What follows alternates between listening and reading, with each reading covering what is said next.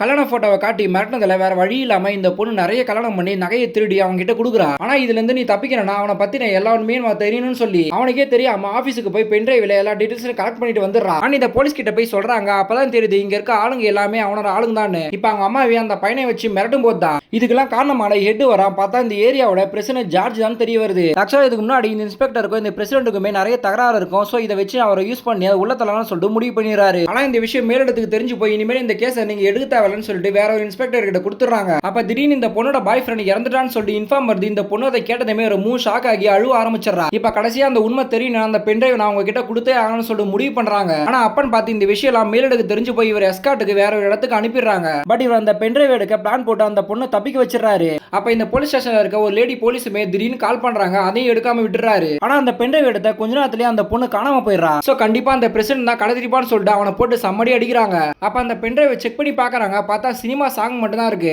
கூட அந்த லேடி போலீஸுமே அந்த பொண்ணு சொன்ன கதை எல்லாமே நாடகத்துல வர கதை தான் சொல்லிட்டு நாடகத்தோட பேரை சொல்றாங்க. அண்ட் அந்த பாய் ஃப்ரெண்டை பத்தி சொன்னதுமே நியூஸ் பேப்பர்ல வந்து ஒரு நியூஸ்ன்ற உண்மையை சொல்றாங்க. அது மட்டும் இல்லாம அந்த பிரசிடென்ட்டுக்கும் இன்ஸ்பெக்டருக்கும் இல்ல ஒரு கதையுமே அந்த போலீஸ் சொல்லி தான் கேட்டிருப்பாங்க. ஆக்சுவலா இதுக்கு முன்னாடி ஏமாந்தவங்க எல்லாமே அவங்களோட எமோஷனை வச்சு தான் ஏமாந்துருப்பாங்க. சோ இப்போ இந்த போலீஸுமே ஏமாந்துருக்காங்க. அதனால இந்த போலீஸை சஸ்பெண்ட் பண்ணிடுறாங்க.